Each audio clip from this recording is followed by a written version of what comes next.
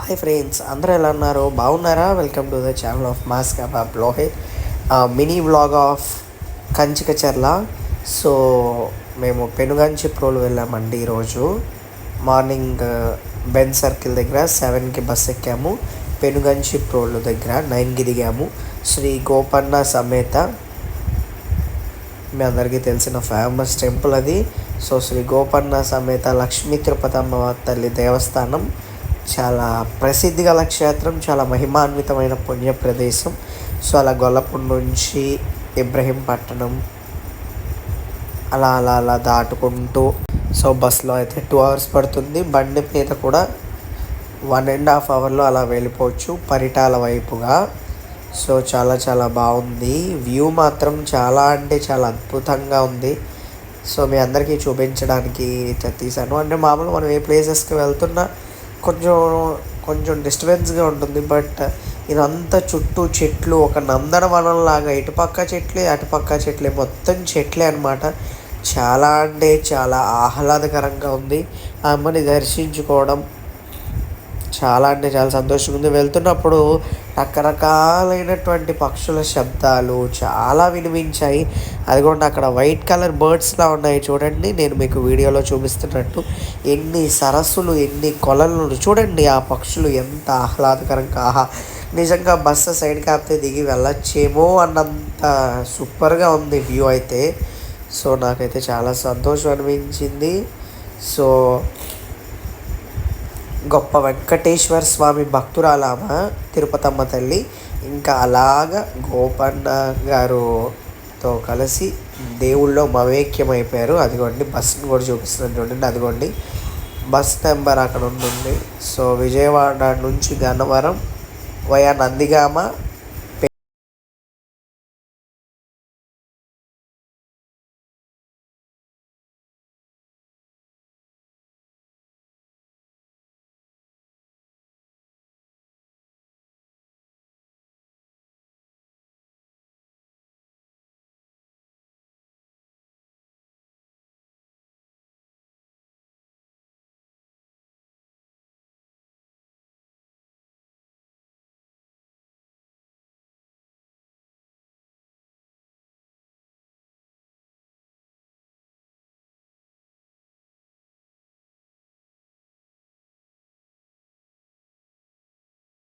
So ఇదిగోండి temple ఎంట్రన్స్కి అయితే వచ్చేసాం. ప్రదక్షిణ చేయాలి కదా.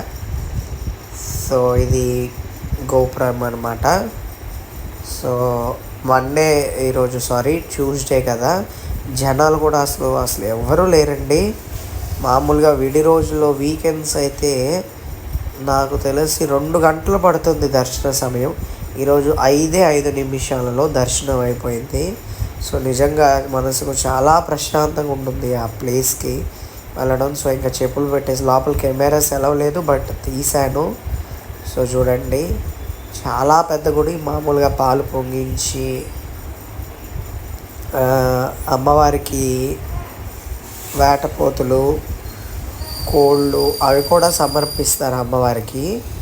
మొక్కుకుంటే మొక్కు తీర్చుకోవడానికి కూడా వస్తారు.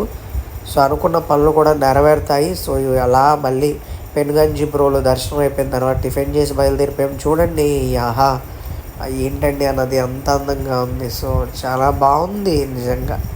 సో అలా అలా వస్తూ మన శ్రీ ఆంజనేయుడు మంగళవారం పూట ఆయన దర్శనం కూడా జరిగిపోయింది. ఫైనల్గా మన ప్రకాశం బ్యారేజ్, కృష్ణా నది, భవానీ ఐలాండ్ వ్యూ అయితే కనిపిస్తుంది చూడండి, అదిగోండి. సో ఇంతేనండి, ఇది చాలా mini vlog. Thank you. Video నచ్చితే లైక్ చేసి, షేర్ చేసి, సబ్స్క్రైబ్ చేసుకోండి. Bye bye.